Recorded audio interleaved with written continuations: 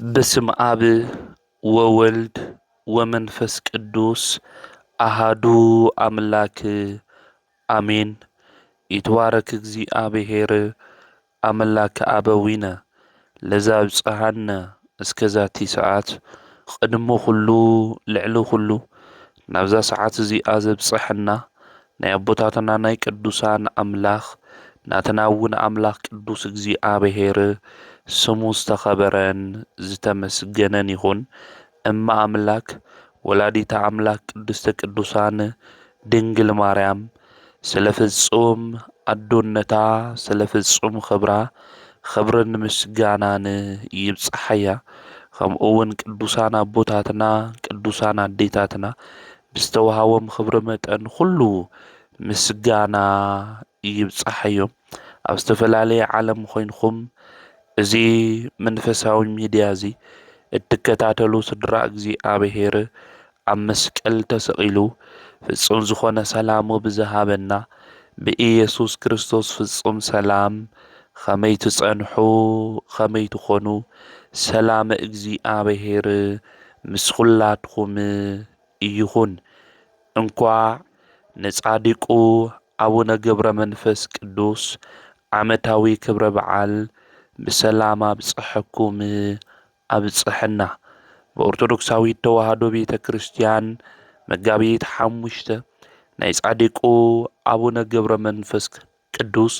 በዓለ ዕረፍቶም ስለ ዝኾነ እዚ በዓል እዚ ብዓብዪ ድምቀት ነኽብሮ ኢና። ከም እግዚኣብሔር ሰናይ ፍቓድ ንሎማዓንቲ እንመሃሮ ናይ ትምህርትና ርእሲ ዝኸውን ሞት ኣብዚኣቶም ስልጣን የብሉን። እዚ ቃል እዚ እንረኽቦ ኣብ ራእይ ዮሃንስ ምዕራፍ 20 ቁጽሪ 6 እዩ። ብዚ ቃል እዚ ኣምላኽና ቅዱስ እግዚኣብሔር ንህይወትና ዝጠቅም ንዓና ድማ ዝረብሕ ቃሉ ንከምህረና ቅዱስ ፍቓዱ ይኹነልና። ኣብዚ ኣብ ራእዩ ቅዱስ ዮሃንስ ክናገር እንተሎ ኣብቲ ቀዳማይ ትንሣኤ ዕድል ዘለዎ ብፁኡን ቅዱስን እዩ። እቲ ካልኣይ ሞት ኣብዚኣቶም ስልጣን የብሉን ኢሉ እዩ ዝነግረና። መንፈስ ቅዱስ ገሊጽሉ መልአክ ድማ ኣመልኪትዎ እዚ ድንቂ ዝኾነ ምስጢር እዚ ጽሒፍልና እዩ። ሞት ኣብ ልዕሊኦም ስልጣን ዘይብሉ ኣብ ልዕሊ ቅዱሳን እዩ። እቶም መድኃኒት ንሱ ኢየሱስ ክርስቶስ ኣብነት ዝገበሩ በቲ ናይ ጽድቂ መንገዲ ድማ ዝተጓዓዙ ቅዱሳን ጻድቃን ኣብ ልዕሊኦም ሞት ስልጣን ከም ዘይብሉ ቅዱሳት መጻሕፍቲ ይነግሩና እዮም። ጻድቅ ማለት ሓቀኛ ማለት እዩ። ብናይ ጽድቂ መንገዲ ዝጓዓዝ ሓሳባቱ ኩሉ ምድራዊ ዘይኮነስ ሰማያዊ ዝኾነ ስለ ዘለዓለማዊ እምበር ስለ ጊዜያዊ ነገር ዘይሓስብ ጽድቅን ንጽህናን ድማ ተሓባቢሩ ዝሓዘ ጻድቅ ሰብ እዩ። እዞም ቅዱሳን ጻድቃን እዚኦም ሊቁ ቅዱስ ያሬድ ክገልጾም እንተሎ ብዚ መንገዲ እዚ እዩ ዝገልጾም። ጐይታ መድኃኒት ኢየሱስ ክርስቶስ ኣብ ገዳመ ቆሮንጦስ 40 መዓልቲ 40 ሌይቲ ጠጠው ኢሉ ከይተቐመጠ ጀሚሩ ድማ ከይቋረጸ ዘርጊሑ ድማ ከይዓጸፈ ዝፈጸሞ ናይ ብህትውና ስራሕ ኣብነት ገይሮም ጠሊል ሒሶም ኣእማን ተተርኢሶም ጸባ ኣጋንንቱ ግርማ ሌሊቱ ድምፂ ኣራዊቱ ተዓጊሶም ብጾምን ብጸሎትን ተጸሚዶም ብንጽህና ብድንግልና ዝነበሩ ደናግል መነኮሳት ከምኡውን ባህታውያን እዮም። እዞም ቅዱሳን እዚኦም ድማ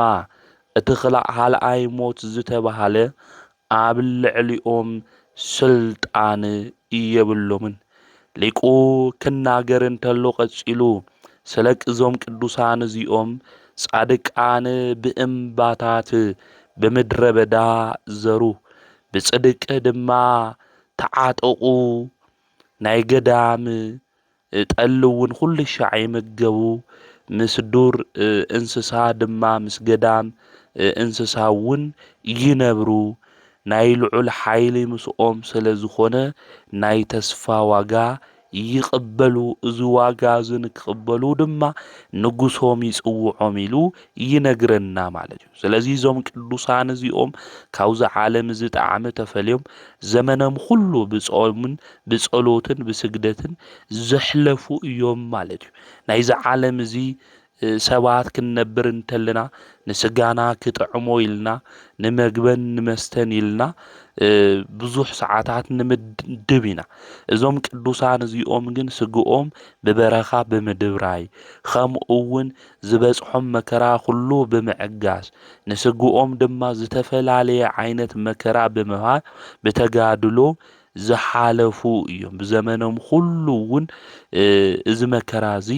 ዝተሸከሙ እዮም ቅዱሳን ጻድቃን ኢልና እንጽውዖም ማለት ስጋውን ደማውን ፍቃዶም ብዓወት ዘሸነፉ እንስሳዊ ምድራዊ ግብሮም ብመንፈስ ቅዱስ ሰይፊ ቆሪጾም ዝደብሩ ባነባብሮኦም ድማ መላእክቲ ዝመሰሉ እዮም። ስለዚ እዞም ቅዱሳን እዚኦም ሞት ኣብ ልዕሊኦም እንታይ የለይ ማለት እዩ ስልጣን ኣብ ልዕሊኦም የለይ ማለት እዩ። ስለዚ ካብዞም ቅዱሳን ጻድቃን ኢልና እንጽውዖም ብለምዓንቲ ድማ ዓመታዊ ክብረ በዓሎም መጋቢት 5 በዓለ ዕረፍቶም ዝኾነ ቅዱስ አቦና መናኒ ምድራዊ መልአክ ኢልና እንጽውዖም ስላሴ ብዝባኑ ንክሽከም እግዚአብሔር ፍቃዱ ዝኾነ ቅዱስ አቦ ናይ በረኻ መናኒ ርእሰ ባህታውያን ጻዲቁ አቡነ ገብረ መንፈስ ቅዱስ እዮም። ጻዲቁ አቡነ ገብረ መንፈስ ቅዱስ መን እዮም? ካብ ጻዲቁ ገብረ መንፈስ ቅዱስ እንመሃሮ እንታይ እዩ ዝብል ክንምልከት ኢና። አምላኽና ቅዱስ እግዚአብሔር ንህይወትና ዝጠቅም ንዓና ድማ ዝረብሕ ቃሉ ንከምህረና ቅዱስ ፍቃዱ ይኹንልና። አቡነ ገብረ መንፈስ ቅዱስ አቦኦምና አዲኦም ስምዖንና አቅሌሳ እዮም ዝበሃሉ። እዞም ክልተ ንእግዚአብሔር ዝፈርሑ ንእግዚአብሔር ድማ ዘገልግሉ ብናይ እግዚአብሔር መንገዲ ድማ ዝጓዓዙ ናይ እግዚአብሔር ጽድቂ መንገዲ ድማ ዝኽተሉ ክልተ ሰብኣይ ሰበይቲ ን30 ዘመን ኩሉ ኣብ ቤተ መቅደስ መጺኦም ይጽልዩ ነበሩ። ናይ ጸሎቶም ዋና ምኽንያት ድማ እግዚአብሔር ውላድ ንክህቦም እዩ። ኣብ ቅድመ ስላሴ ኣብ ናይ ስላሴ ስእሊ ኮይኖም መጺኦም ንእግዚአብሔር ብጸሎት ኩሉ ሻዕ ድማ ይልምንዎ ነበሩ። ናይ ልመንኦም ጉዳይ ንእግዚአብሔር ዘግልግል ዝተባረኸ ኃጢአት መንገድና ርኩሰት ዘይደሊ እግዚአብሔር ዝባረኾ ውላድ ንክህቦም ን30 ዘመን ኩሉ ይጽልዩ ነበሩ። ናይ እግዚአብሔር ቤተሰብ ኣብዚ ክናስተውዕሎ ዝግብአና ናይ ሓዳር ጽንዓት እዩ። ን30 ዘመን ኩሉ ኣብ ቤተ መቅደስ መጺኦም ብጽንዓት ኮይኖም ተለይተፋትሑ ንእግዚአብሔር ይልምንዎ ነበሩ። ውላድ ሃበና ኢሎም ንስኻ መኻኒኻ ተለይተባሃሉ ሓዳሮም ቃል ኪዳኖም ድማ ተለያፍረሱ እቲ ሓዳር ድማ ክቡር እዩ ኢሎም ብምሕሳብ ን30 ዘመን ብናይ እምነቶም ጽንዓት ኮይኖም ኣብ ቤተ መቅደስ መጺኦም ይልምኑ ነበሩ። እንዳይናይ ሰባት ንኾን ኣብዚ ዘመን እዚ ብሓዳርና ዝጸናዕና ውላድ ኣይትወልድን እንድሕር ኢላ ወይም ንሱ ኣይወልዲ እንድሕር ኢሉ ናይ ፍትሕ ደብዳቤ ኣብ ቀረባ ግዜ እናምጽእ ናይ ሓዳር ክቡርነት ዘይተረድእና ከም ደስታና እናፍርስ ብመንገዲ ባዕልና እንኸድ ብፍቓድ ስጋ እንምራሕ ብዙሓት ኢና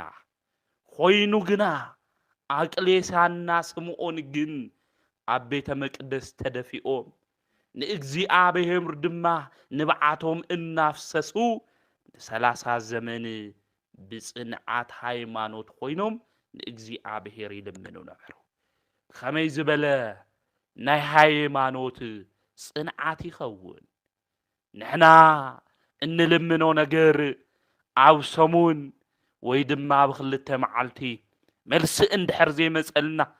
ክርስትናና ባፍንጫና ይውፃእ ማዕተብና ድማ ይበጠስ ክብርና ክርስትና ድማ ይቕረይልና ናብ ካሊእ ጎደና ጉዕዞ ዝጀመርና ዝገስግስና ብዙሓት ኢና እዞም ሰባት እዚኦም ግን ን30 ዘመን ኩሉ ዝልምንዎ ሓደ ልመና እዩ ውላድ እግዚኣብሔር ንክብቦም እዩ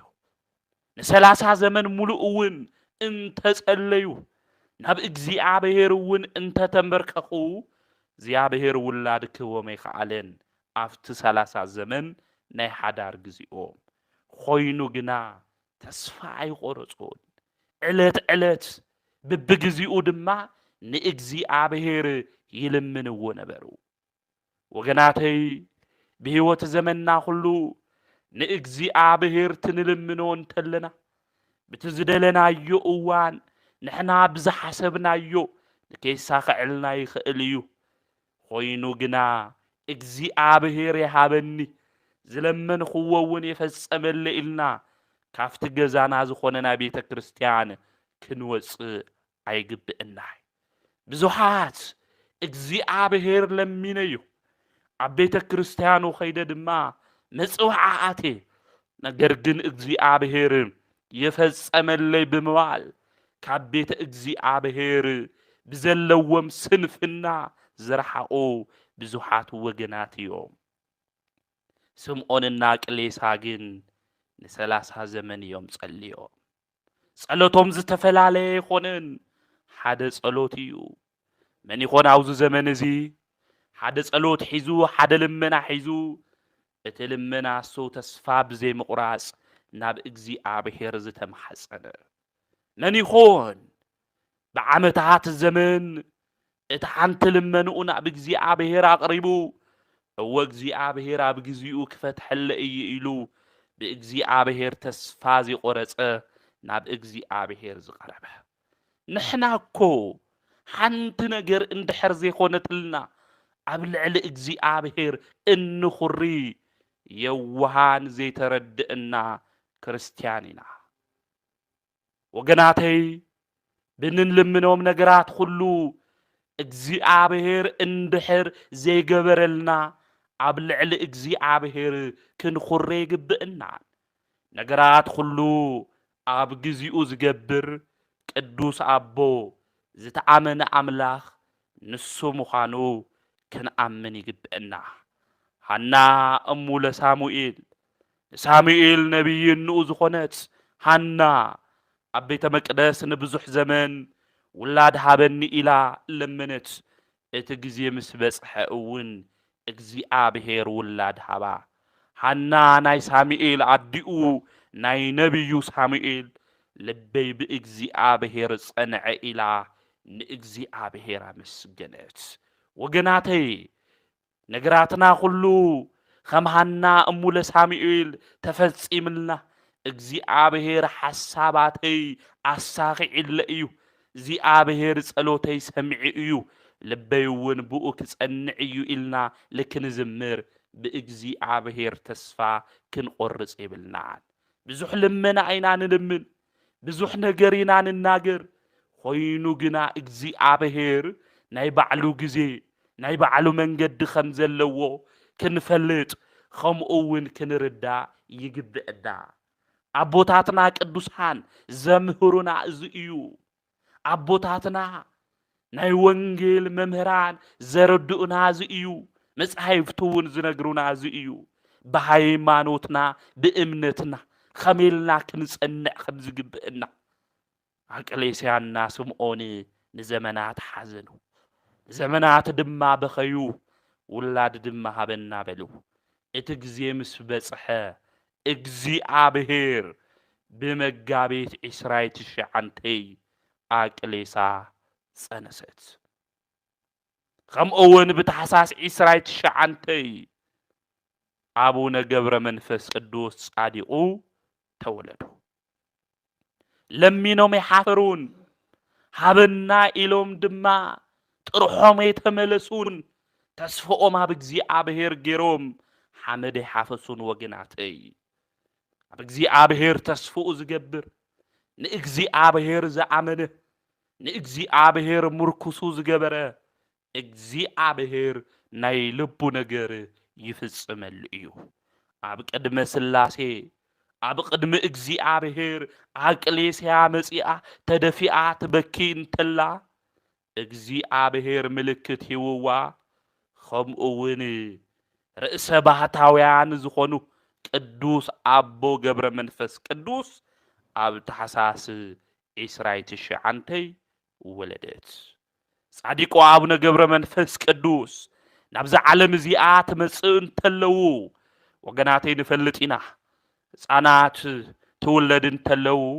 ናብዛ ዓለም እዚ ድማ ክመጽኡ እንተለው እናበኸዩ እዮም ዝውለዱ ሁላትና ትንውለድ እንተለና ካብነና ማህፀን እውን ትንወጽእ እንተለና እናበኸና ኢና ተወሊድና አቡነ ገብረ መንፈስ ቅዱስ ግን ተወለድ እንተለው ገና ካብንኦም ማህፀን ተወጽኡ እንተለው ስብሃት ለአብ ስብሃት ለወልድ ስብሃት ለመንፈስ ቅዱስ ዘአውጻእከን እምጽልመት ውስተ ብርሃን ካብ ጸልማት ናብ ብርሃን ዘምጻእኻኒ እግዚአብሔር ኣብ ምስጋና ይግብእካ እግዚአብሔር ወልድ ምስጋና ይግብእካ እግዚአብሔር መንፈስ ቅዱስ ምስጋና ይግብእካ ኢሎም እዮም ንእግዚአብሔር ምስጊኖም አቡነ ገብረ መንፈስ ቅዱስ እግዚአብሔር ገና ካብ ማህፀን እንኦም ትውለድ እንተለው ዘመስገኑ እግዚአብሔር እውን ዝሓረዮም ጻዲቅ እዮም ኣብ ሮሜ መልእኽቲ ሐዋርያው ቅዱስ ጳውሎስ ምዕራፍ 8 ቁጥሪ 29 ከናንብብ እንተለና ናይ ወዱ መልክዕ ንክመስሉ ኣቀዲሞም ዝወሰኑ ንሱ መረጾም እቶም ዝመረጾም ዝሓረዮም ድማ ኣጽደቆም እቶም ዘጽደቆም ድማ ኣኽበሮም ወገናት ያው ዛርባዕተ ነገር ኢና ንርኢ ኣቀዲሙ እግዚአብሔር እንታይ ገይሩ ወሲኑ ካው ድማ እንታይ ገበሮም መረጾም ሓረዮም ይዝብል እቲ መበል ሳልሳይ ኣጽደቆም እቶም ዘጽደቆም ድማ ኣኽበሮም ይዝብል ናይ ወዱ መልክዕ ንክሕዙ ናይ ወዱ መልክዕ ንክሕዙ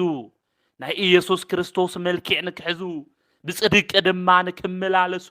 ብምስጋና ድማ ንእግዚአብሔር ከኽብሩ ካብ ዝተመረጹ ቅዱሳን ሓደ አቡነ ገብረ መንፈስ ቅዱስ እዮም እዞም ጻድቅ እዚኦም ድማ ገና ናብዛ ዓለም እዚኣ ክመጽኡ እንተለው ብምስጋና እዮም ኣፎም ኸፊቶም አቡነ ገብረ መንፈስ ቅዱስ ገና ትውለድ እንተለዋ ምስጊኖም ንእግዚአብሔር እውን ሰጊዶም ናይንኦም ጥቡውን አቡነ ገብረ መንፈስ ቅዱስ ኣይተመገቡይ እቲ ምስጋና ምግቡ ኾይንዎም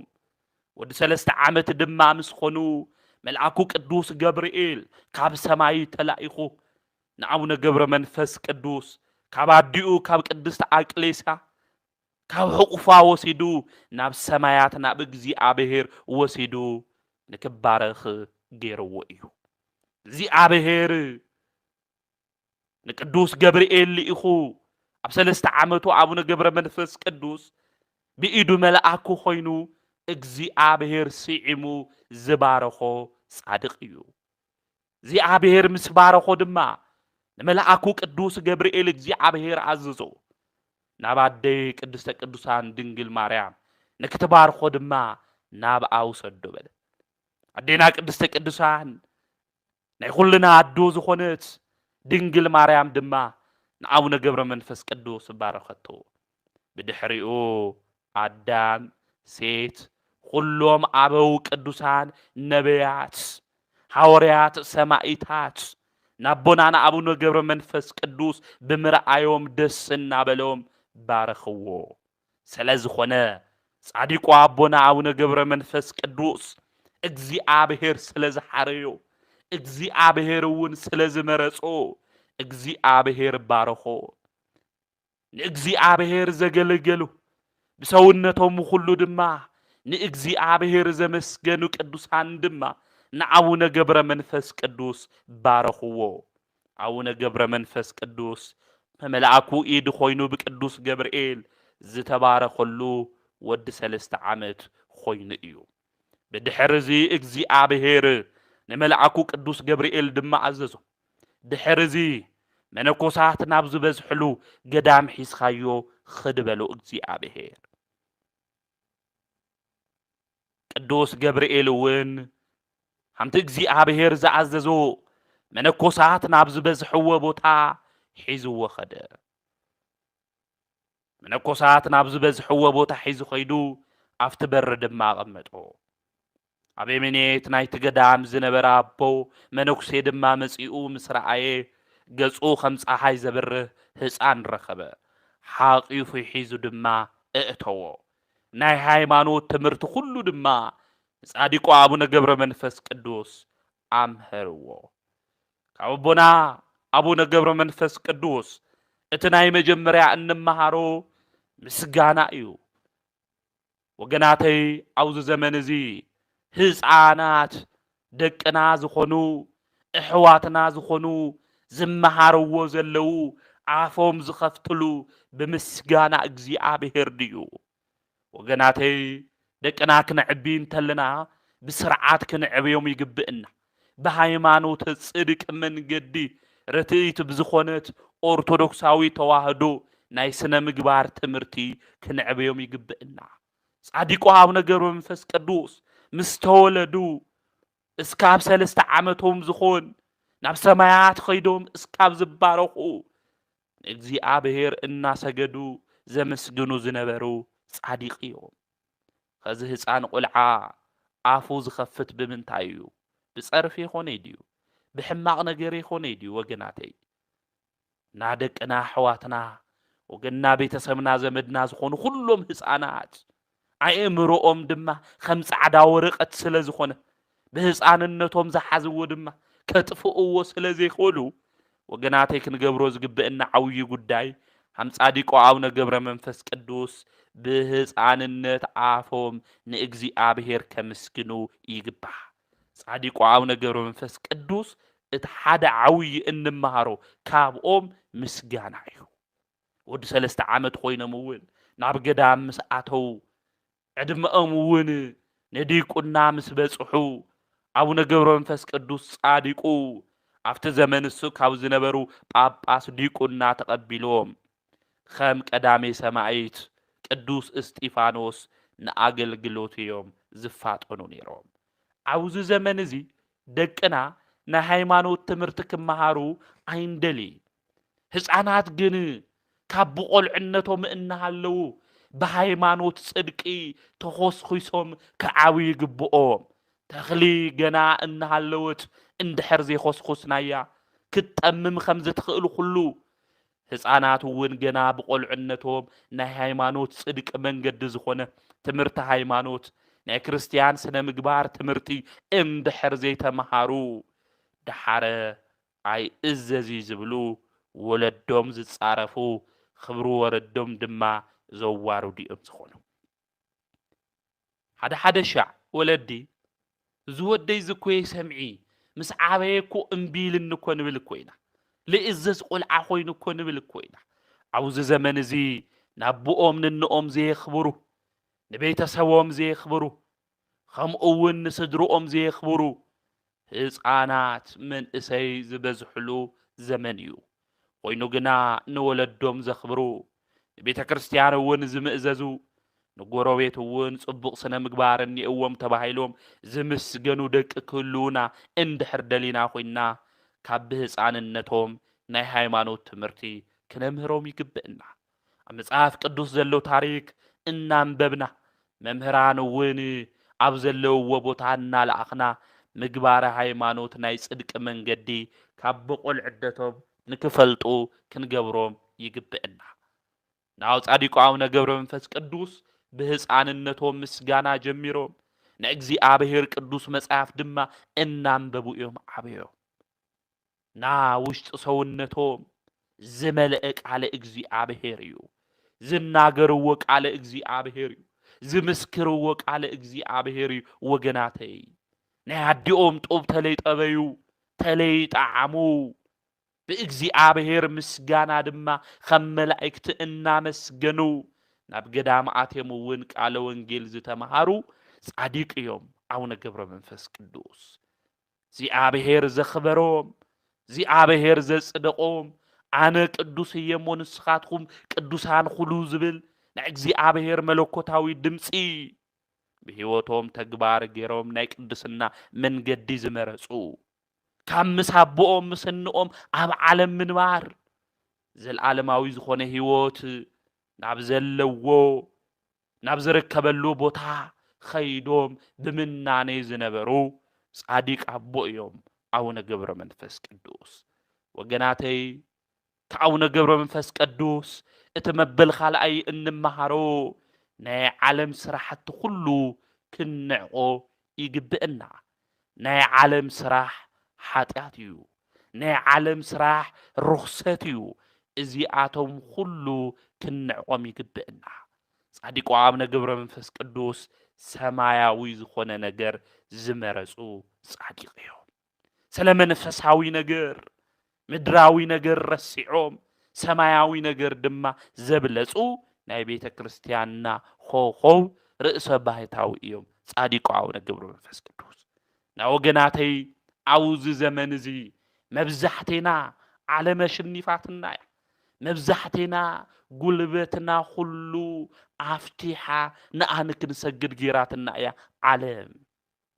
መን ይኾን አውዚ ዘመን እዚ ንዓለም ዘይሰግድ? መን ይኾን አውዚ ዘመን እዚ ንገንዘብ ዘይብርክኽ? መን ይኾን አውዚ ዘመን እዚ ዓለም ዘይፈተዋ? መጽሓፍ ግን ዝብለና ዓለም የትፍተውዋ እዩ ዝብለና። ንዓለም የትገዝኡ ንዓለም እውን የትፍተውዋ ከምዚ ትብል እንተሎ ኣብ ዓለም የትንበሩ ማለት ይኾነይ ዓለም እትእዝዘኩም ናይ ዲያብሎስ ናይ ሰይጣን ስራሕ ዝኾነ ክፍኣትነትና ርኩሰት ኣይትግበሩ ማለት እዩ። ናይ ዓለም ፍትወት ኣይትስርሑ፣ ዓለም ደስ ከብላ ዝኽእል ስራሕ ኣይትግበሩ ማለት እዩ። እምበር ኣብ ዓለም እናነበርና ናይ ዓለም ዝኾነ ዝተፈቀደልና ተግባር ኣይንፍጽሚ ማለት ኣይኾነ። ንዓለም የትፍተው ተባሂልና ኢና። ብዙሓት ንዓለም ፈቲዎም ጠፊኦም እዮም። ዴማስ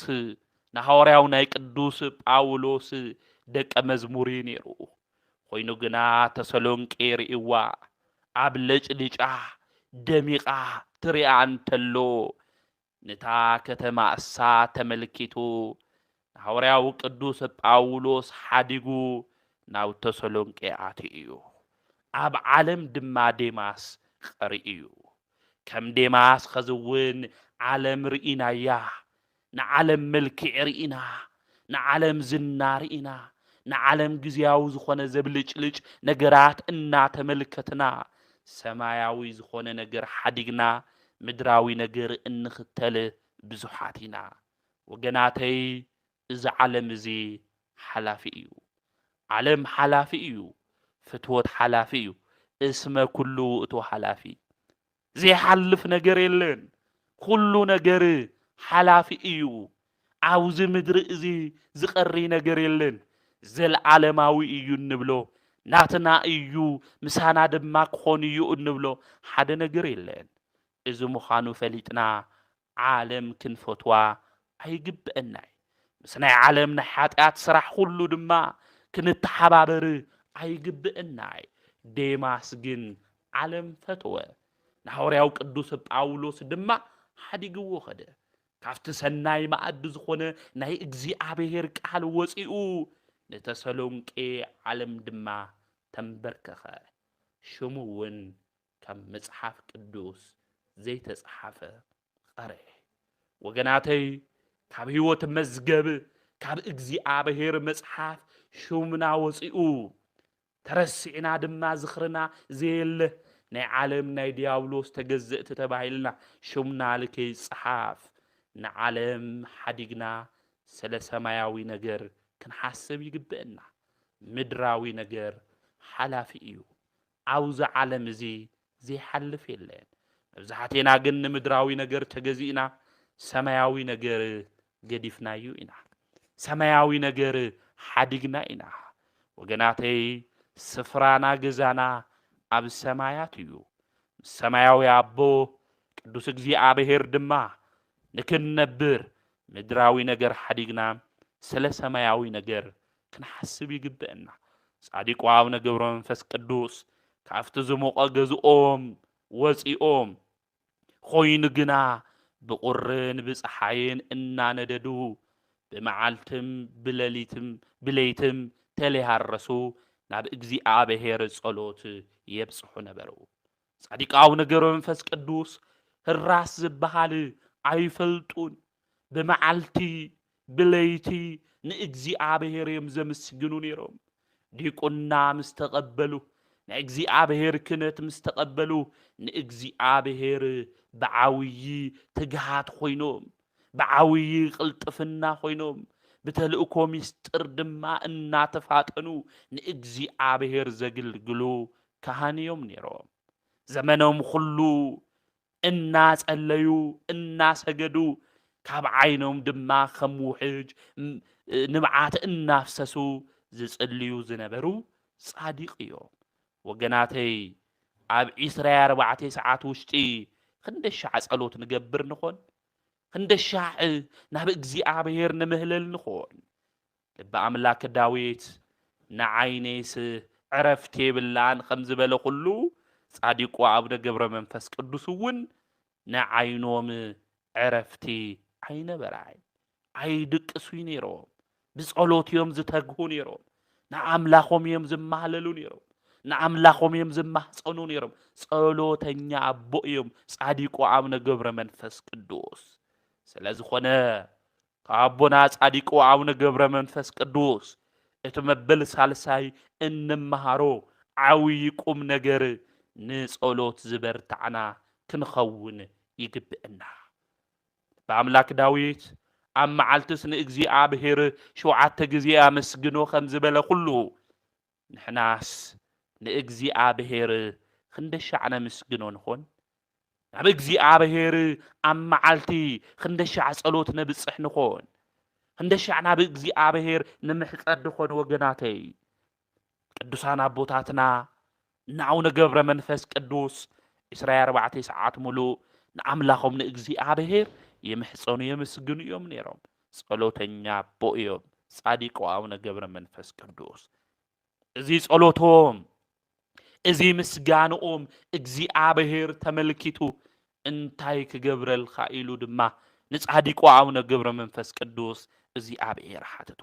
ቅዱሳን ከምዚኦም ወገናተይ ገጽ ብገጽ እዮም ምስ እግዚአብሔር ዝነጋገሩ ካብ ክብሮም ዝተልዓለ ካብ ጽድቆም ዝተልዓለ ምስ እግዚአብሔር ይነጋገሩ ጻዲቁ አቡነ ገብረ መንፈስ ቅዱስ ምስ እግዚአብሔር ተነጋገረ ሊቀ ነቢያት ቅዱስ ሙሴ 570 ጊዜ ምስ እግዚአብሔር ከም ዝተነጋገረ ሁሉ ኦሪት ዘጸአት ከም ዝነግረና አቦና ጻዲቁ አቡነ ገብረ መንፈስ ቅዱስ እውን ምስ እግዚአብሔር ተነጋገሩ አምላኸይ ቅዱስ እግዚአብሔር ገጽካ ክርእካ ይደሊ እየ ኢሎም አቡነ ገብረ መንፈስ ቅዱስ ድማ ተናገሩ ጻዲቁ ከምዚ ኢሎም ተናገር እንተለው ንቅዱሳን ንጻድቃን ቁሩብ ዝኾነ ቀረባ ዝኾነ አምላክ እግዚአብሔር ንጸሎቶም ዝሰምዕ አምላክ እግዚአብሔር ሰማያት ከፈተ ናይ እግዚአብሔር መንበር ዝሽከሙ ጸወርተ መንበር ዝኾኑ 4 እንስሳ አቡነ ገብረ መንፈስ ቅዱስ ረአዩ ተመልከቱ እቶም ንእግዚአብሔር ዘመስግኑ 24 ካህናት ሱራፊኤል ድማ ተመልከቱ ሁሉ ነገር ናይ ሰማይ ስርዓት ሰማይ ተኸፊቱ ናይ ሰማይ ክብሪ ድማ ተገሊጹ ጻዲቁ አቡነ ገብረ መንፈስ ቅዱስ ተመልከቱ ፈታውየ አቡነ ገብረ መንፈስ ቅዱስ خالي اتدليوني إكاد إلو እግዚአብሔር ሓተቶ ከመይ ደስ ይብል ይኾን ወገናተይ እግዚአብሔር ከምዚ ኢሉ ትናገረካ እንተሎ ከመይ ባህ ይብል ይኾን እግዚአብሔር ከምዚ ኣቕሪቡ ከም ዓርኩ ገይሩ ከነጋግረካ እንተሎ ቅዱሳን ክንዲ ዝኽብሪ እዩ ዘለዎም ወገናተይ ሐዋርያው ቅዱስ ጳውሎስ ከም ዝበለ ኩሉ ኣቐዲሞም ዝወሰኑ ንዓኣቶም ፀውዖም ንአቡነ ገብረ መንፈስ ቅዱስ ዝፀውዖም እግዚአብሔር እዩ ነቶም ዝፀውዖም ድማ ጽድቆም በለ ንአቡነ ገብረ መንፈስ ቅዱስ ዘጽድቆም እግዚአብሔር እዩ ነቶም ዘጽድቆም ድማ ክበሮም እዩ ዝብል ንአቡነ ገብረ መንፈስ ቅዱስ እዚ ክብሪ እዚ እግዚአብሔር ዝሃቦም ባዕሉ እዩ ናዚ ብደንቢ ጌርና ክንርድኦ ክንፈልጦ ይግብአና ናጻዲቁ አቡነ ገብረ መንፈስ ቅዱስ እንታይ በሉ ኣብ ሲኦል ብመከራ ዝሳቀዩ ዘለው ነፍሲ መሓረለ ይበሉ ክብርኻ ርኤ ምስጋናኻ ኩሉ ከመይ ኢሎም ከም ዝምስግኑ ናብ ሰማይ ስርዓት ኩሉ ተመልኪተ እየ ኮይኑ ግና ኣብ ሲኦል ዝሳቀዩ ብሓዊ ዝነዱ ኣብ ሓዊ ኣብ መከራ ዘለው ሰይጣን ድማ ዘሳቀዮም ዘለው ነፍሳት ንዓቶም መሓረለይ በለ ጻዲቁ አቡነ ገብረ መንፈስ ቅዱስ ኣብዚ ግዜ እዚ እግዚአብሔር ሽሙኻ ንዝፀውዐ ቤተ ክርስቲያንኻ እውን ንዛስረሐ ብኣኻ ቃል ኪዳን ድማ ንዝተኣማመነ ሰብ ኩሉ ክምሕረልካ እየ በሎም ንጻዲቁ አቡነ ገብረ መንፈስ ቅዱስ ጻዲቁ አቡነ ገብረ መንፈስ ቅዱስ እዚ ኩሉ ዝግበረሎም ዘሎ ንእግዚአብሔር ብዘመኖም ኩሉ ስለ ዘኽበሩ እዩ ብጸሎት ድማ ስለ ዝበርትዑ እዩ ንእግዚአብሔር ብምስጋና ድማ የመስግኑ ስለ ዝነበሩ እዩ ናይ እግዚአብሔር ክብሪ ምርኣይ ዝኣበየና ናይ እግዚአብሔር ፍቅሪ ምምልካት ዝኣበየና ናይ እግዚአብሔር ምሕረት ክንሪኦ ዝረሓቐና ኩሉ ንእግዚአብሔር ብህይወት ዘመንና ክናመስግን ይግብአና ንጽህና ክንሕዝ ይግብአና ወገናተይ ጸሎትና ሁሉ ካብ ቄምና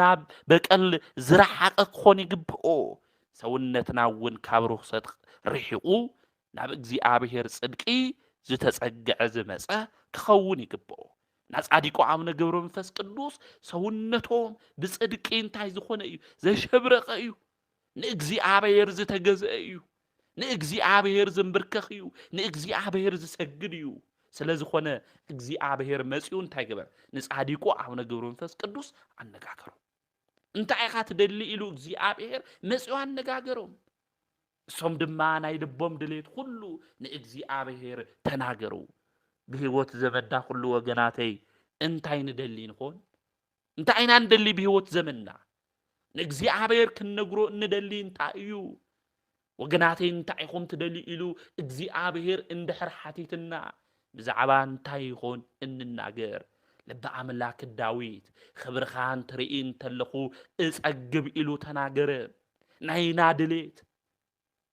ናይና ናውሽጥና ድሌትና እንታይ ይኾን ወገናተይ ናይ እግዚአብሔር ክብሪ ምርኣይ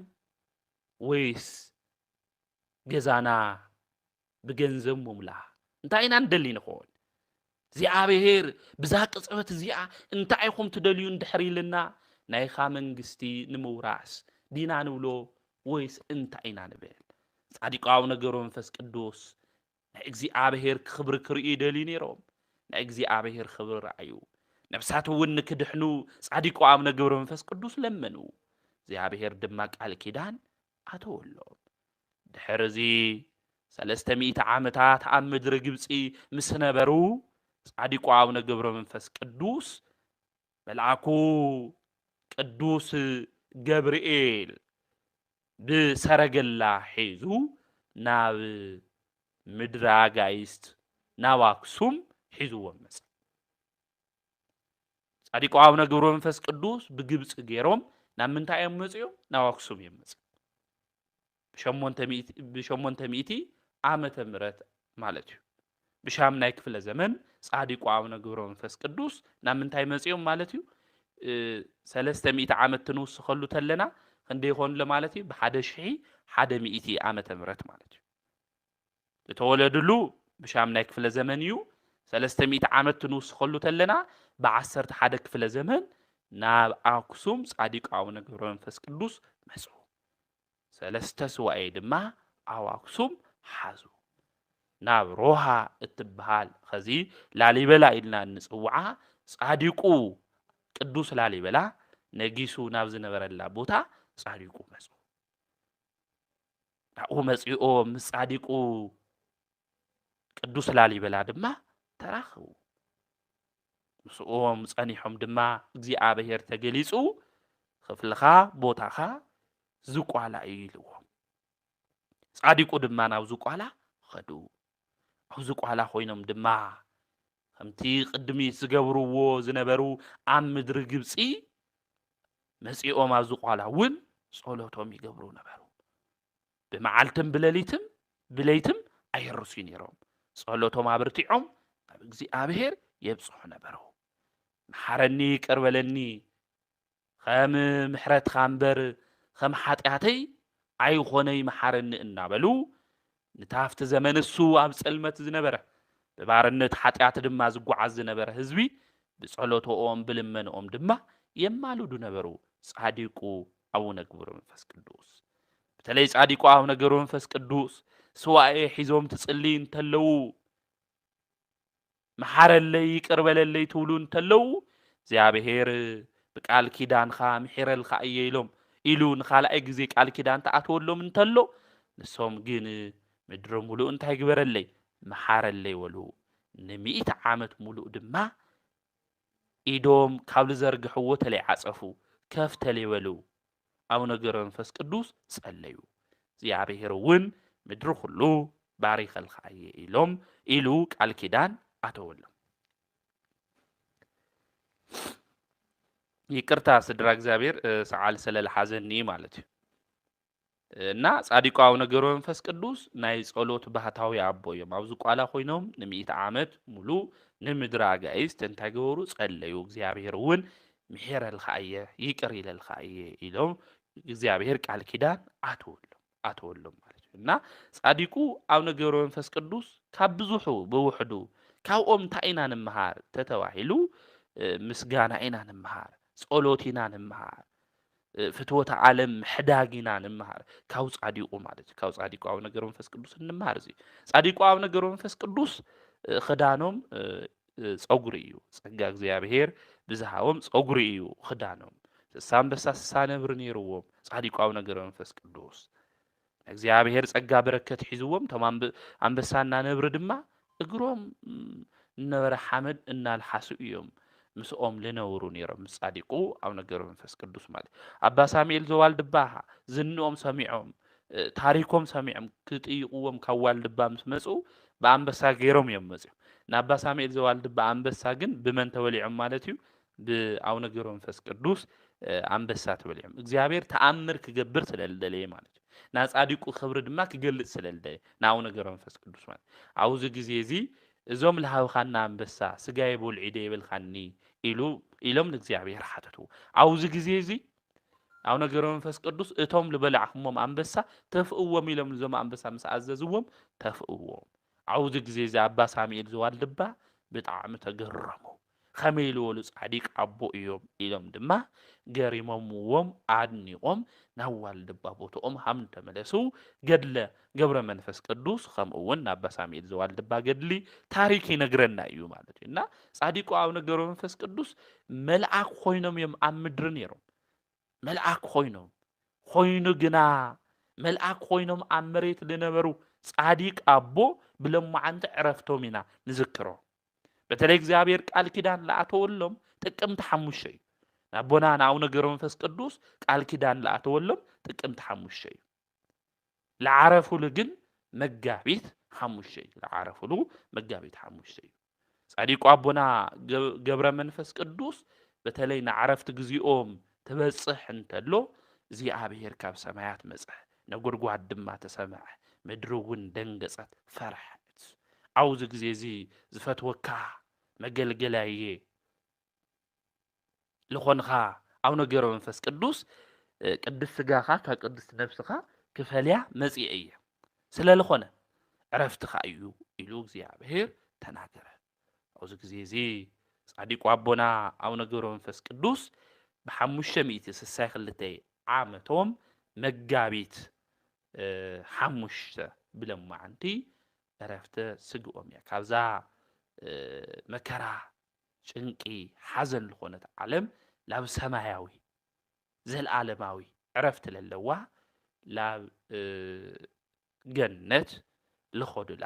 መዓልቲ ዕረፍቶም ለማዓንቲ ምዃኑ ናይ ቤተ ክርስቲያንና ድርሳን ታሪካት ስንክሳር ይነግረና እዩ ማለት እዩ። እና ጻዲቁ ኣቦና ብዙሕ ተጋድሎ እዮም ፈጺሞም ምስ ኣጋንንቲ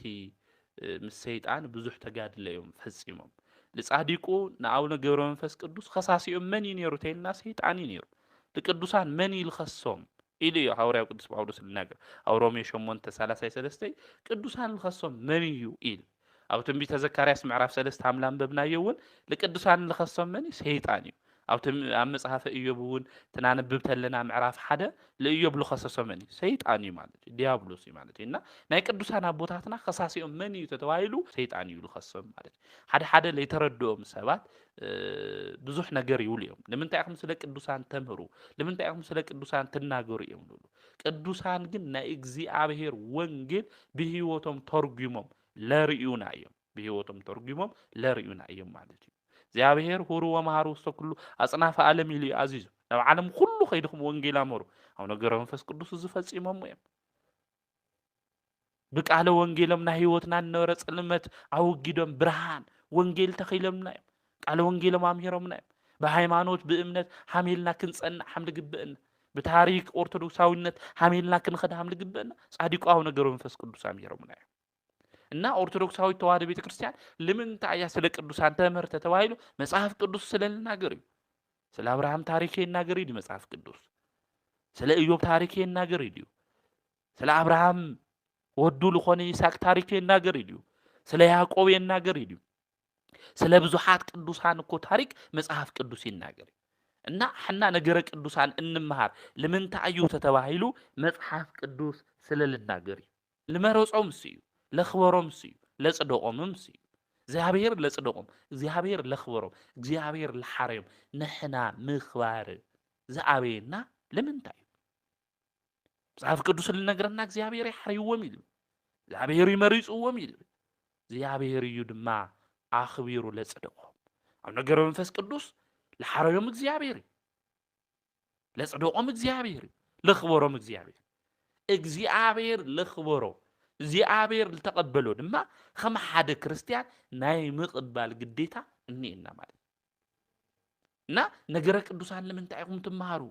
ነገረ ቅዱሳን ትመሃር እንተለኹም እግዚአብሔር ትሽፍንዎ ኣለኹም ኢሎም ልናገሩ የዋሃን ብዙሓት እዮም። ወገናተይ ኣብዚ ዘመን እዚ ከሰናኽሉና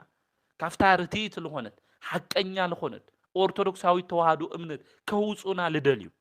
ብዙሓት እዮም። ሓደ ለቢልኩም ክትሕዙለይ ትደልዩ ዓብዪ ቁም ነገር ናይ ኦርቶዶክሳዊነት ትምህርቲ ነገረ ቅዱሳን ለይናገር ተኾይኑ ነገረ ድህነት ለይናገር ተኾይኑ ስርዓተ ቤተ ክርስቲያን ለይናገር ተኾይኑ ምስጢራተ ቤተ ክርስቲያን ለይናገር ተኾይኑ ካብ ካልእ ትምህርትማ ብምንታይ ይፍለይ? ኦርቶዶክሳዊ ዝኾነ ስብከትማ ብምንታይ ይፍለይ? ኦርቶዶክሳዊ ዝኾነ መዝሙር ስለ ኣቡነ ተክለ ሃይማኖት እንድሕር ለይዘመር ስለ ጻዲቁ ኣቡነ ገብረ መንፈስ ቅዱስ እንድሕር ለይዘመር ስለ ጻዲቁ ኣቡነ አረጋዊ እንድሕር ለይዘመረ ስለ ቅዱሳን እንድሕር ለይዘመረ ካብቶም ካልኣትማ ብምንታይ ንፍለይ? እግዚአብሔር ለኽበሮምስ ልኸሶም መን እዩ? ኣያኽብሪ ኢሉ ብትዕቢት ልቢ ልናገርስ መን እዩ? እዚ ብደንቢ ጌርና ክንፈልጦ ይግብአና። ኣምላኽና እግዚአብሔር እዩ ኣኽቢርዎ። ኣቦታትና ንሐዋርያት ዝመረጾም እግዚአብሔር እዩ፣ ዘጽደቆም እግዚአብሔር እዩ፣ ዘኽበሮም እውን እግዚአብሔር እዩ። እግዚአብሔር ስለ ለኽበሮም ኮይዮም ቅዱሳን ሐዋርያት ኣቦታትና ኣብ ልዕሊ ዲያብሎስ ስልጣን ረኺቦም ብጽላለቶም ዝፍውሱ ዝነበሩ ብጨርቆም ለሐዋርያው ቅዱስ ጳውሎስ ዝፍውሱ ዝነበሩ ወገናተይ ናክናስተውዕል ይግብአና። ስለ ቅዱሳን ትንመሃር እንተለና ስለ ቅዱሳን ኣቦታትና ሊቃውንተ ቤተ ክርስቲያን ትናገሩና ተለው ለተሳሓተ መንገዲ መሲሉ ክስምዕኩም ይውል። ናይ ኦርቶዶክስ ተዋህዶ እምነት መፍለያ እቲ ሓደ እዚ ስለ ቅዱሳን ለይትናገር ኦርቶዶክሳዊት ተዋህዶ የላይ። ኣብ ዘመንና ኦርቶዶክስ ተዋህዶ እምነት ለለዎም መሲሎም ተመሳሲሎም ናአቶ ሓራጥቃ እንውሎም ተሐድሶ መናፍቃን ግን ስለ ቅዱሳን ክብሪ ክንርስዕ ብልግብኦ መንገዲ ልኸድዎ ሰይጣናዊ መንገዲ ክንፈልጦ ይግበአና ለይተረድአና ቀሚስ ስለልገበሩ መስቀል ስለልሓዙ መጽሐፍ ቅዱስ ስለልጠቅሱ ስለልናገሩ መምህራን እዮም ኢልና ተጓዒዝና አመወዳእቱ ግን ናይ ቅዱሳን ክብሪ አይግባኢ አያማሉዲ ቃል ኪዳን እውን የውሎም ይሉሉ ብዙሓት እዮም ኪዳን ቃል ኪዳን ምስ መን ገይረ ምስ ልመረፅኽዎም እቶም ልተመረፁ መን እዮም እላ አቡነ ገብረ መንፈስ ቅዱስ እዮም እግዚአብሔር ልመረፁ አቡነ ገብረ መንፈስ ቅዱስ እኮ ትልገርም ዓብይ ነገር እኮ ገና ወድ 3 ዓመት ናሃለዩ ላብ ሰማያት ኸይዶም እኮ ላብ ሰማያት ኸይዶም ገድሎም ልነግርና እግዚአብሔር ባሪኽዎም ድንግል ማርያም ባሪኻት ቅዱሳን ባሪኸሞም ካብ ገድሎም ተሓደ ልገርም እዚ ገና ትውለድ ተለው ድማ ካብ ተፈጥሮ ጠባይ ወፃኢ ልኾነ ህፃን ትውለድ ተሎ ነበኸይሉ አቡነ ገብረ መንፈስ ቅዱስ ግን አመስግኖም ሃመ እዩ እዚ እንድሕሪና ኣብ ትንቢተ ኤርምያስ ምዕራፍ 1 ከቁጥር 5 ተናንብብ ተለና ገና ኣብነኻ ማህፀን ናሃለኻ ቀደስኹኻ ኢል ኣብነኻ ማህፀን ናሃለኻ ታይ ገበርኩኻ ቀደስኹኻ ነብዩ ኤርምያስ ኣብንኡ ማህፀን ናሃለ ዝባረኸ እግዚአብሔር ንአቡነ ገብረ መንፈስ ቅዱስ እውን ካብንኡ ማህፀን ተወፅእ እንተለው እንታይ ገበሮም ካመስግኑ ገበሮም ምክንያቱ እግዚአብሔር ይኽእል እዩ ገና ካብንኦም ማህፀን ተወፅኡ ተለው እግዚአብሔር ለመስገኑ ጻድቅ አቦ አቡነ ገብረ መንፈስ ቅዱስ ካብኦም ብልዓሊ ስለ ወንጌል ክምስክረልና ልኽእል ስለ ወንጌል ድማ ብህይወት ክነግረና ልኽእል ክህልው ይኽእል ስለልኾነ ክንገብሮ ክንረድኦ ልግብአና ስለ ቅዱሳን ስለ ጻድቃን ትንመሃር ተለና ኦርቶዶክሳዊ ተዋህዶ እምነት ለለና ሰባት ክንሸማቀቅ ይብልና ወንጌል የኾነ ይምሉልና ግን ወንጌል እዩ ናይ ቅዱሳን ህይወቶም ወንጌል እዩ ስምዖን ጫማ ሰፋይል ነበረ ወንጌል ታይ ይብል ማቴዎስ ወንጌል ዓይንኻ ታሳሒታትካ የማይንተ ዓይንኻ ታይ ግበራ አውፀያኩ ይብል ዓይኑ እኮ በመስፈይ ገይር እኮ አውፅይዋ እዩ ካውዝ ብልዓል ወንጌል እኮ የለ መርቲያኖስ ቅዱስ አቦ እግርኻ እንድሕር ኣሰናኺላትካ እግርኻ ቁረፃ ይብል ወንጌል እግሩ ቆሪፅዎ እዩ መርቲያኖስ ቅዱስ ብለይ ምክንያት ይኾነ ኢና ቅዱሳን ህይወት ያ ወንጌል እዩ እንብል ወንጌል ይዝነግረና እንብል ና ወንጌል ቃል ብቃል ልተርጎሙ ቅዱሳን አቦታትና እዮም ስለልኾነ ኣብ ኦርቶዶክሳዊ ተዋህዶ እምነት ለለና ክርስቲያን ልኾና ሁሉና ክንረድኦ ልግብአና ዓብይ ቁም ነገር ስለ ቅዱሳን ትንመሃር እንተለና ስለ እግዚአብሔር ኢና ንመሃር አቡነ ገብረ መንፈስ ቅዱስ መን ያኽብርዎም እግዚአብሔር መን ይመርፅዎም እግዚአብሔር ስለ እግዚአብሔር ኢና ንናገር እግዚአብሔር ሃሜሉ ክመርፅ ከምልኽእል እግዚአብሔር ሃሜሉ ክሓሪ ከምልኽእል ኢና እንመሃር ማለት እዩ ሓደ ላይ ተረድኦም ግን እግዚአብሔር ሸፊንኹሞ እግዚአብሔር ከሊልኹሞ ወንጌል እውን የተናገርኹም ይብሉ ከኦርቶዶክሳዊ ተዋህዶ እምነት ወፃኢ ወንጌል ክናገር ልኽእል የለ ኦርቶዶክሳዊ ተዋህዶ ወንጌል አው ሁሉ ስርዓት አያት እናገር አው ሁሉ ነገር ያ ኦርቶዶክሳዊ ተዋህዶ ቤተክርስቲያን ተነገ በቅዳሴያት ነገረና በመሐሌታት ነገረና በሰዓታታት ነገረና በምን ታያሞ ቤተክርስቲያን እንዴት ነገረና ወንጌል በሁሉ መንገድ ቤተክርስቲያን ተነገረና እታመረና ወንጌል ናና እግዚአብሔር ቤተሰብ እዚ በደንብ ጌርና ክንረዶ ክንፈልጦ ይግባ ኮር ሞት ለጻዲቅ በቅድመ እግዚአብሔር ና ጻዲቅ ሞት በእግዚአብሔር ቅድም ታዩ ለኸበረ እዩ ናይ ጻዲቅ ሞት ታዩ በቅድም እግዚአብሔር ለኸበረ ናይና ሞትኸ ወገናት እዚ ክናስተውዕሎ ይግብአና ናይ ጻድቃን ናይ ቅዱሳን ሞት ለኸበረ እዩ ከም ተባሃለ ሁሉ ናይና ሞት እውን ክቡር ሞት ንክኾን ታይ ክንገብር ይግብአና ጸዋግ ከይኾን ናሃጥ ሞት ጸዋግያ ኢሉ መጽሐፍ ናይና ሞት እውን ጸዋግ ከይኾን ለይኸበረ ከይኾን ክቡር ሞት ልክኾነልና በነፍስና ልተኸበርና ልክንኾን መልአከ ብርሃን ነፍስና ልክቅበላ ኣብ ቅድሚ እግዚአብሔር ቆይማ እውን ናብ ገነት መንግስተ ሰማያት ልክንኣትው በነፍስና ድማ ሞት ከየጋጥምና ለኸበረ ሞት ልክህልወና ታይ ክንገብር ይግብአና ታይ ክንሰርሕ ይግብአና መልሱ ና አቡነ ገብረ መንፈስ ቅዱስ ህይወት ክህልወና ይግባ ናይ ቅዱሳን ህይወት ክህልወና ይግባእ። ጻድቅ አቡነ ገብረ መንፈስ ቅዱስ ጸሎተኛ እዩ። ንሕና እውን ጸሎት እንጽሊ ክንኾን ይግብአና። ትንጽሊ ተለና እናሰገድና ትንጽሊ እንተለና እናበኸና ምስ ብኽያት ዝተሓወሰ ጸሎት ክህልወና ይግባእ። ምስ ስግደት ዝተሓወሰ ጸሎት ክህልወና ይግባእ። መብዛሕትኤና ብቃልና ስለ ልሸምደድናዮ መጽሓፍ ስለ ልሓዝና ኣነባኒብና ለፍሊፍና እንኸድ ምስ ልቢ ለይተተሓዘ ብርግዓታ ለይተተሓዘ ጸሎት ክህልወና ኣይግባእ። ቤተ ክርስቲያን እኳ ክንኸድ ተለና ሰቂልና ቸኩልና ክናማዕተው ይብልና። ተረጋጊዕና ኢና ክናማዕተው ልግበአና። ተረጋጊዕና ኢና ኣብ ቅድሚ እግዚኣብሔር ክንሰግድ ጸሎት ክናብጽሕ ልግበአና ማለት እዩ። እና ለሎ ችግርና ለሎ ሓዘንና ሁሉ እግዚኣብሔር መፍትሒ ምእንቲ ክበና ጸሎትና ሁሉ ምስ ብኽያት ክኸውን ይግብኦ። ጸሎትና ሁሉ ምስ ስግደት ክኾን ይግብኦ። ክንሰግድ ይግበአና፣ ክንጽሊ ይግበአና፣ ኣመስገንቲ ክንኾን ይግበአና፣ መጉረምረምቲ ክንኾን ይግበአና። ኣሕዛብ መጉረምረምቲ እዮም፣ ኣያመስግኑ። ኣሕዛብ ኩሉ ሻዕ መጉረምራም ምምራር እዩ። ንሕና ግን ዝኸበረ ሞት ኣብ ቅድሚ እግዚኣብሔር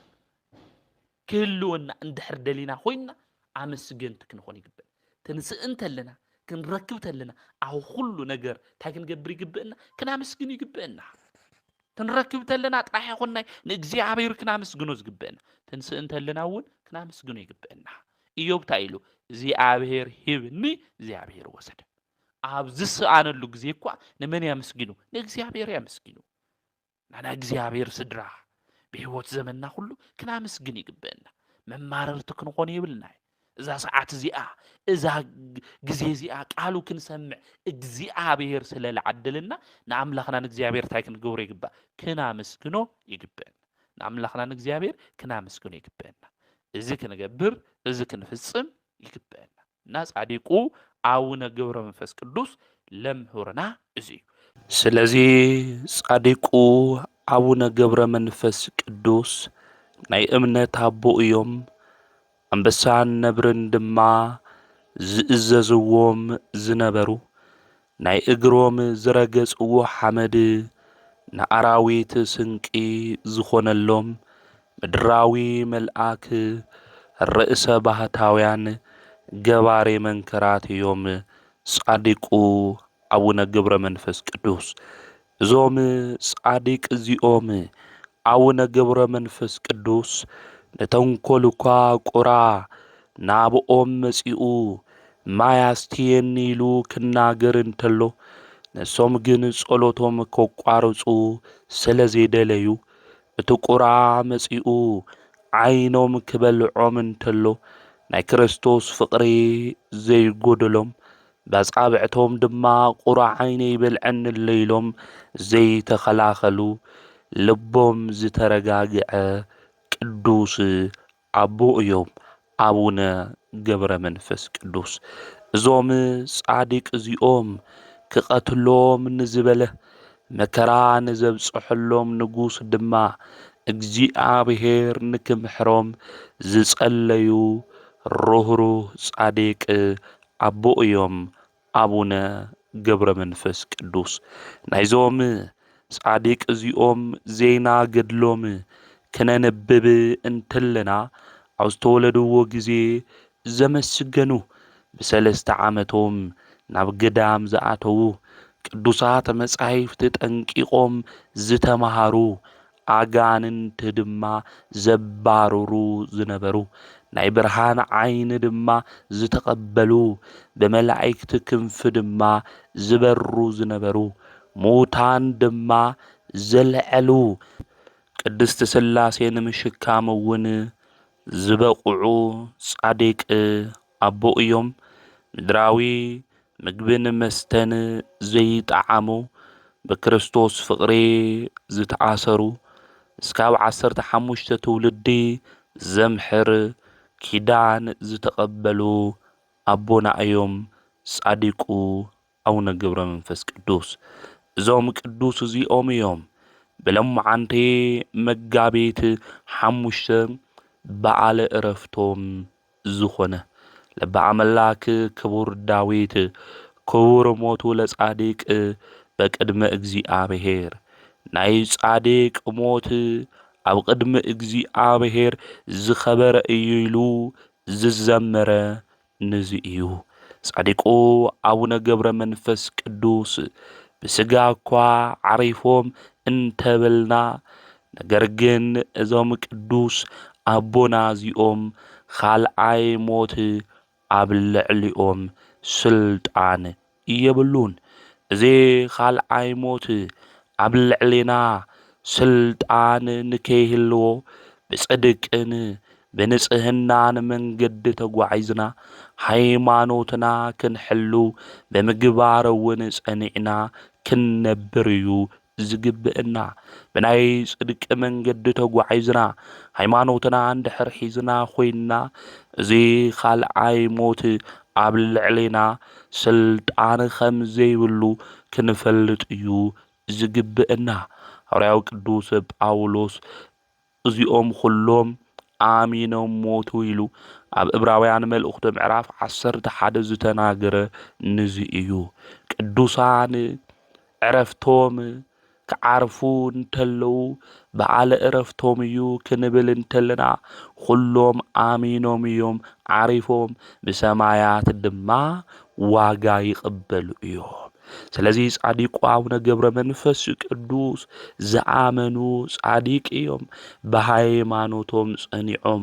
ብምግባሮም ድማ ናይ ጽድቂ ስራሕ ሰሪሖም ንኹልና ኣብነት ዝኾኑና አሚኖም ዝዓረፉ ሞቶም ዕረፍቶም ዝኾነ ከምኡውን ክዓርፉ እንተለዉ ሰናይ ተግባሮም ዝተኸተሎም ጻዲቅ ቅዱስ እዮም አቡነ ገብረ መንፈስ ቅዱስ። ዕረፍቶም ድማ ናይዞም ጻዲቅ እዚኦም ኣብ ቅድሚ እግዚአብሔር ዝኸበረ ምዃኑ ምፍላጥ ምርዳእ የድሊ ማለት ንሕና እውን ኣብ ቅድሚ እግዚአብሔር ጠጠው ክንብል እንተለና ምስ ዓረፍና ዋጋና ናይ ጽድቂ ዋጋ ንክኾን እዚኣቶም ብጽድቂ መንገዲ ኸይዶም እዮም ናብ ሓጎስ ገዛ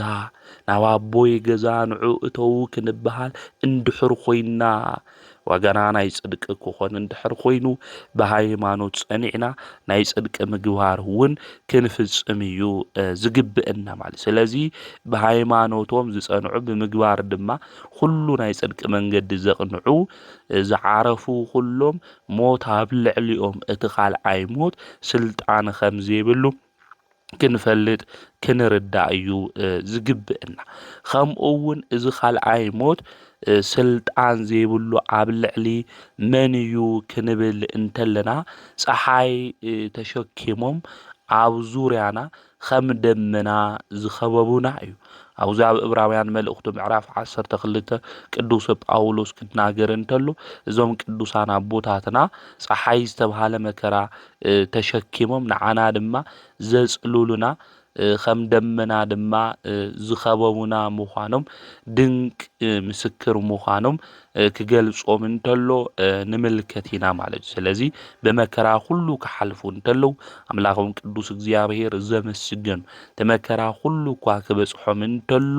አምላኮም ቅዱስ እግዚአብሔር ዘይከሓዱ እዮም እዞም ቅዱሳን አቦታትና አዴታትና ማለት። ስለዚ ካልኣይ ሞት ዘይብሎም እዚኦም ምዃኖም ክንፈልጥ ክንርዳእ ይግብአና። ናይ ሞት ስልጣን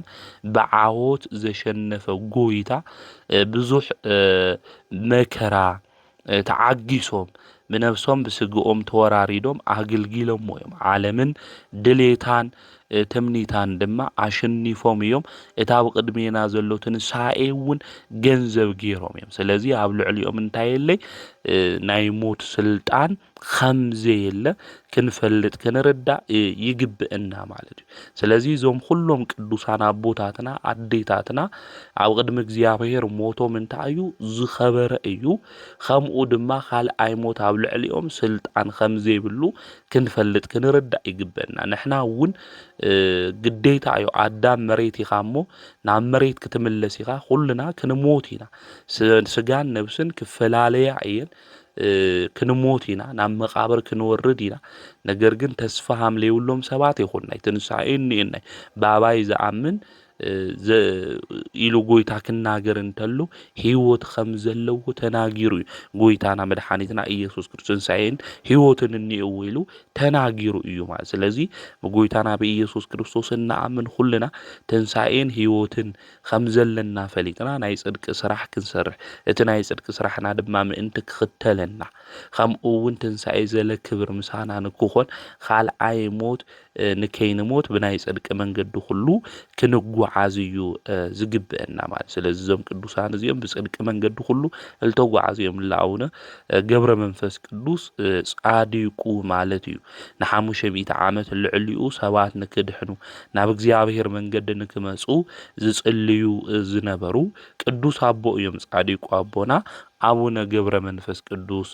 ማለት እዩ ስለዚህ ካልኣይ ሞት ዘይብሎም መን እዩ እንተለና ዞም ቅዱሳን እዚኦም እዮም ናይ ቅዱሳን መዘከርታ ንገብር ንሕና ድማ በረከቱውን ከም ዘለና መፍቀሬ ጥበብ ሰሎሞንውን ይነግረና በረከቱውን ኣብ ልዕሊ ርእስ ጻዲቅ ምዃኑውን ይነግረና በረከት ስጋ በረከተ መንፈሳዊ በረከተ ምድራዊ በረከተ ሰማያዊ ከም ንረክቡን ይነግረና ማለት ስለዚህ ጻዲቁ አቡነ ገብረ መንፈስ ቅዱስ እዞም በረከት እዚኦም ንክንረክብ በዓሎም መጋቢት 5 ነኽቡሮ ኢና ናይዞም ጻዲቅ እዚኦም በረከቶም ረዲኤቶም አማላድነቶም ምስ ኩልና ህዝበ ክርስቲያን ይኹን ናይዞም ጻዲቅ እዚኦም አቦና አሰረፍነቶም መንገዶም ሁሉ ተኸቲልና ካልኣይ ሞት ኣብ ልዕሊና ንከይስልጥን ክርስቲያናዊ ጽቡቕ ተግባር ንክንፍጽም ናይዞም ጻዲቅ እዚኦም በረከት አማላድነት ምስ ኩላትና ንክኾን ንኣምላኽና ናይ እግዚአብሔር ቅዱስ ፍቃድ ይኹነልና ሞት ኣብዚኣቶም ስልጣን የብሉ ከም ዝተባሃለ ሁሉ ሞት ኣብ ልዕሊና ካልኣይ ሞት ስልጣን ንከይህልዎ ብናይ ጽድቂ መንገዲ ሁሉ ልክንጓዓዝ ንኣምላኽና ናይ እግዚአብሔር ቅዱስ ፍቃድ ይኹነልና ዘምህረና ዝገሰጸና ናይ አቦታትና አምላክ ቅዱስ እግዚአብሔር ስሙ ዝተኸበረን ዝተመስገነን ይኹን ወስብሐት ለእግዚአብሔር ወላዲቱ ድንግል ወለመስቀሉ ክቡር